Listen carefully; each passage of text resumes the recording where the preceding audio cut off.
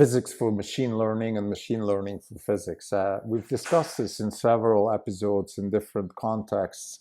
This is a paper I want to discuss. It's a long paper by Lenka Zbederova and others from the Polytech in Lausanne. She gave a presentation recently. I also linked a presentation in the show notes with the paper. It's a comprehensive paper about a couple of questions that I think fundamentally can be asked, should be asked when it comes to machine learning and physics. And I think first and foremost, what does that even mean, machine learning and physics? I think in a simple way, you can ask yourself, okay, what is a first principle approach towards machine learning? Like, why does it work?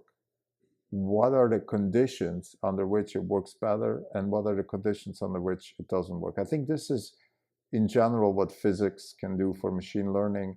And then there's always the flip side. What can machine learning do for physics? And I think that's a much, much longer list. I think Lenka goes through many examples, material science, quantum computing, quantum physics, cosmology. So whenever you have complex systems that are computationally expensive to track, neural networks come into play. This is not even on podcast. It's August 14, 2024. This is Krimdelko. Since the last update, we're up about 4%. The market is up 2%. For the year, we are up 1.1%. The market is up 14.1%. We're underperforming by 13%. So I thought this is an interesting paper and an interesting presentation. Again, I have both in the show notes. But the main discussion here is about the paper. And the reason I think this caught my eyes is a statement by Lenka in the presentation where she says that for a physics audience, the situation could perhaps be compared to the state of the art in fundamental small-scale physics just before quantum mechanics was developed. I think this is really the key. This is what sparked my interest. She goes further and says that currently machine learning is full of interesting numerical observations that call for explanation. Like, there's a lot of things that are happening in machine learning that we're not really sure why they're working. For example, why is it that there's a certain amount of samples and a certain amount of parameters and a certain width and depth of networks that work, and then sometimes they don't work? I mean, there's the whole chinchilla theory, which is kind of, I think, trying to grasp that. There's a relationship between the amount of training data, the amount of parameters in the network, and then the length and the width of the network. There's questions about which problems are actually computationally tractable. So we could have a fundamental question and say, look, are there even situations, like, is a quantum state of a many-body physical system computationally tractable? Or what are the limits of what computation can do? Choice of hyperparameters and architectures, like I said, the question of width and depth of networks and hyperparameters being things like, for example, the learning rate, the speed at which networks converge. Another question that she brings up is, what is the minimal number of samples that we need to even learn something? So these are all fundamental questions. I think Sergey talked about this sometimes. He's one of the few, I think, engineering-driven researchers that has a healthy view of the system and says, look, we shut up and calculate, and that's fine. We get stuff done. We build robots. We build self-driving cars. We build ChatGPT and Llama and Perplexity. We don't really know why these things work. Let's ask why they work. And this is what physics can help. And I think Lenka's comparison with small-scale physics before quantum mechanics was developed is a good example. Like, you had these weird situations in thermodynamics, the dark body radiation that Max Planck started to study, and then he came up with the quantization of energy and all that. So there's the same thing happening here. Like we have these strange effects that sometimes data can, a lot of data makes a model better, but then a lot more data with less parameters makes it worse. Then also it depends what kind of data we have. So that's a whole other rabbit hole I think we can go down, which is, okay, maybe it's not just the quantity, but the quality. And what, there's a difference between quality and quantity in terms of I can have a lot of bad data or a very few good data samples. Like how many minimal data samples do I need to actually learn something? And then again, well, that depends also on the architecture, on the hyperparameters, or the number of parameters. So there's a lot of these kinds of questions that I think come up, and I think it's just worth asking those questions. I mean, this is theoretical computer science, of course, that tackles all these questions.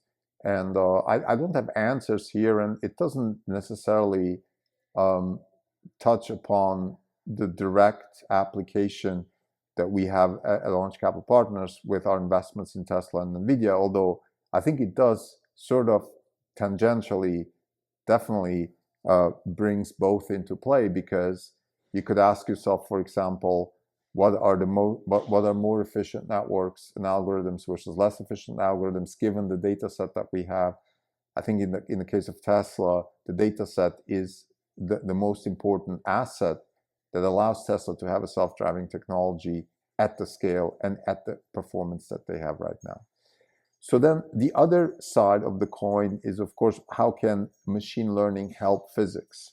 And there's a wide range of applications. Statistical physics, which, for example, in phase transition, as Lenka talks about, phase transitions are situations in physics when we go from one phase to the other, water, ice, vapor, things like that. And those transitions aren't well understood. And I think in general, we could use Demis Hassabis's comment, I think, that he once made about how neural nets can represent really complex situations much better than math. I think this is, whether it's biological situations, whether it's phase transitions.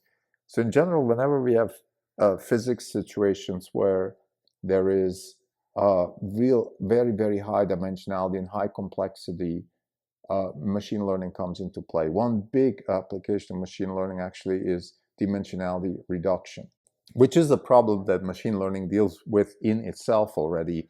Dimensionality reduction is you have, let's say you take a picture and you try to reduce the picture to its essential, latent variables, and then compress it that way, and then maybe transmit it or just represent it and use it in generative AI context. This is also, Edge AI deals a lot with that. How can we reduce the dimensionality of information and still keep all the information? And I think this is a very, very important problem in physics, particularly cosmology, whether it's looking at, distant galaxies, gravitational lensing, whether it's trying to understand Milky Way formations.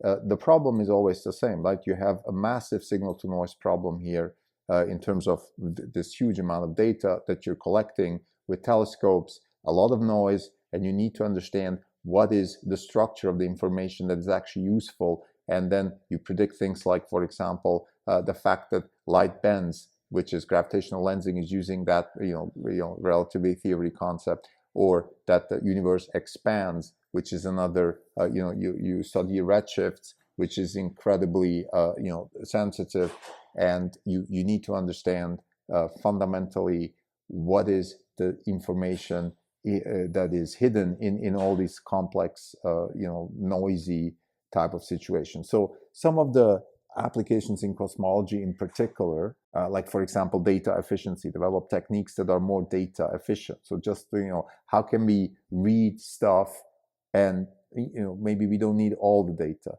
incorporate uncertainties. So when we try to extract information from the data, we want to make sure that we're stochastic here, not linear, so we don't miss, we don't miss out. How can we get actually real data and not rely so much on simulation, which is still a big chunk of cosmology simulation. So the way simulation works is you kind of do this iterative approach, which is not bad. We spoke about this in robotics already, where You start with some real data observation, you then generate simulation, you learn from the simulation, you reapply it to the real world, to real data, and you kind of iteratively get closer and closer to the ground truth.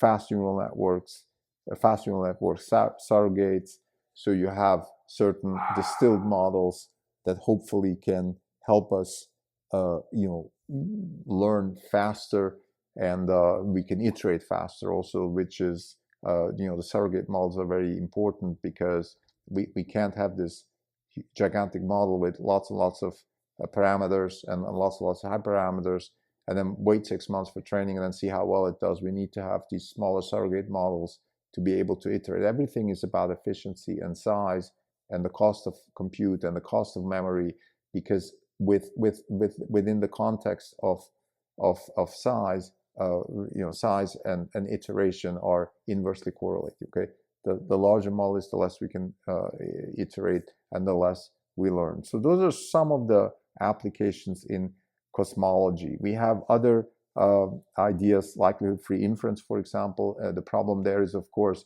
is that when you have samples that you get from real data and you have no idea what kind of distribution these samples could come from. Let's say you're looking at a new galaxy and you just have no idea how, let's say, certain structures there evolved, or what you're even looking for.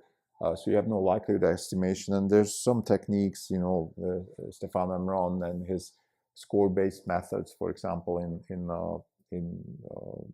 DPO, help along those lines. I think the fundamental problem with likelihood-free inference is actually that you do this iterative approach of you first simulate, then parameterize the problem, learn, simulate, parameterize, learn. So you kind of approach kind of like a score-based approach towards the problem of understanding, let's say, what kind of distribution of data that you're looking at. Then goes on to a lengthy discussion of quantum systems, and first she starts with quantum many-body systems.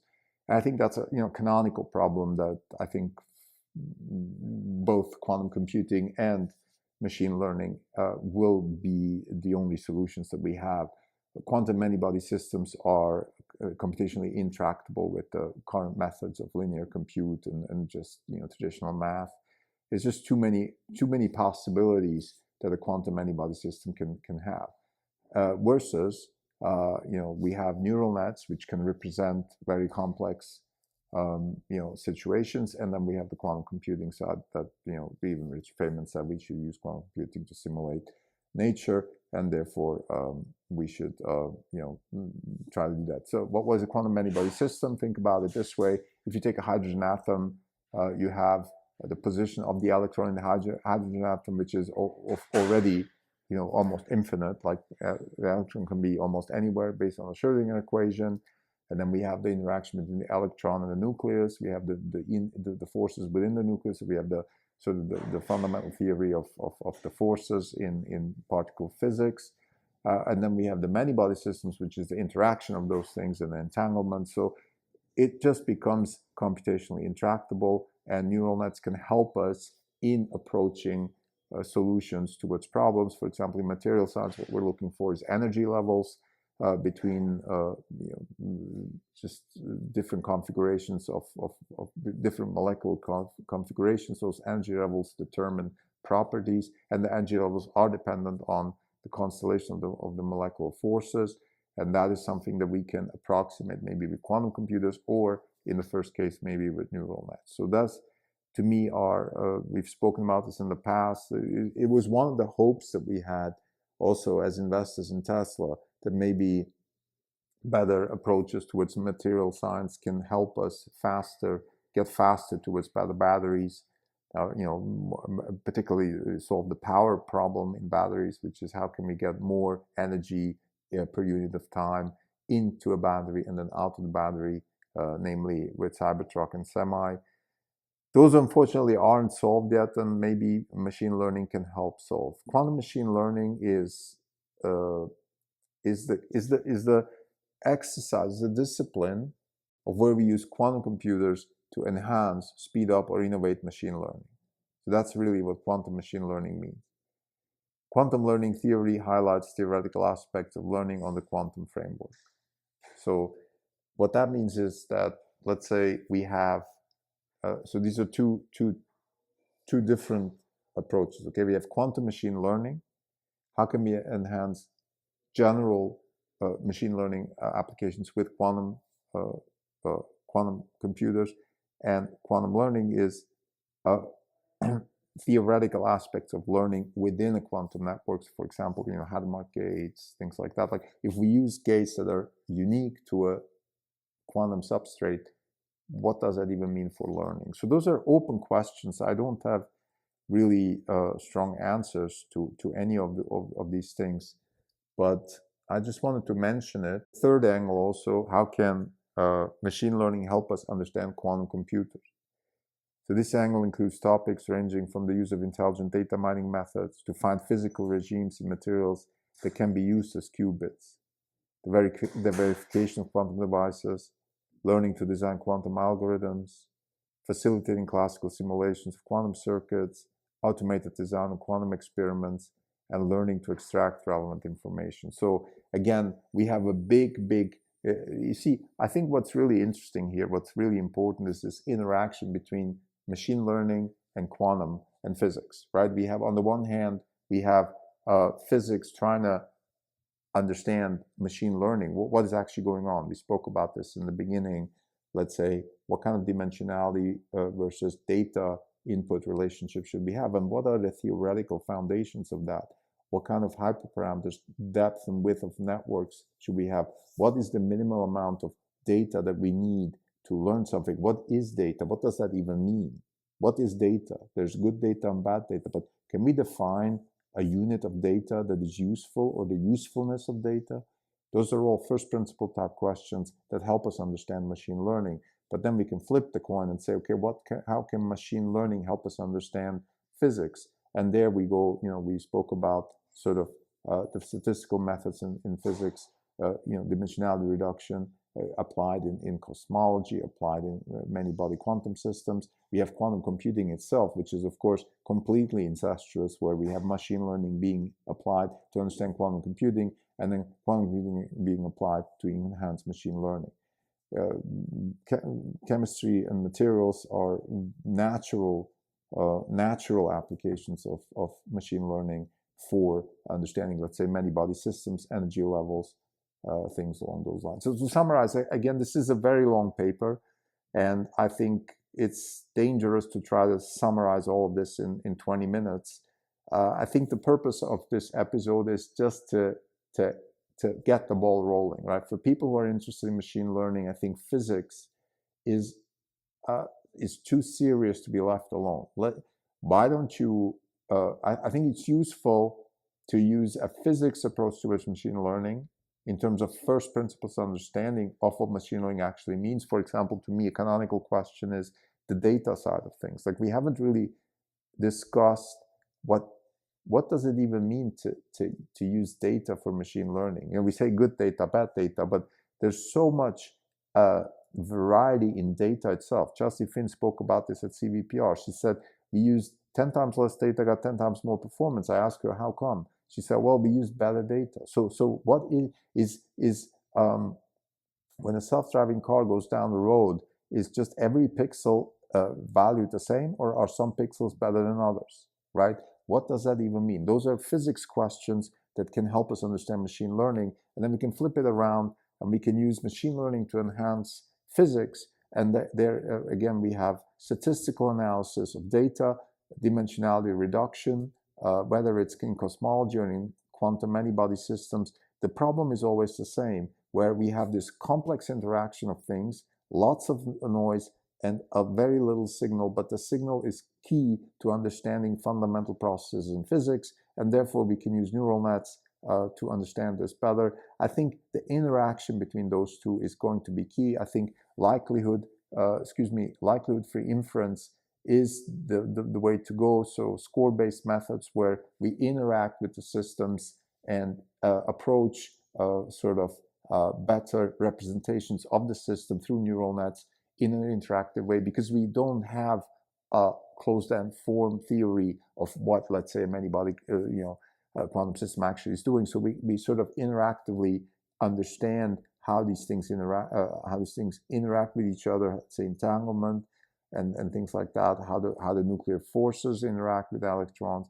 All of these things can be approximated and help us understand a little bit better, let's say, what kind of energy levels we should expect in molecular situations. And that helps us, of course, in material science. In the end, make better batteries, make better solar panels, make better electricity transmission technology to help us decarbonize energy, which is the ultimate goal of Orange Capital Partners, and hopefully also the ultimate goal of our economy that we're heading towards. Thank you.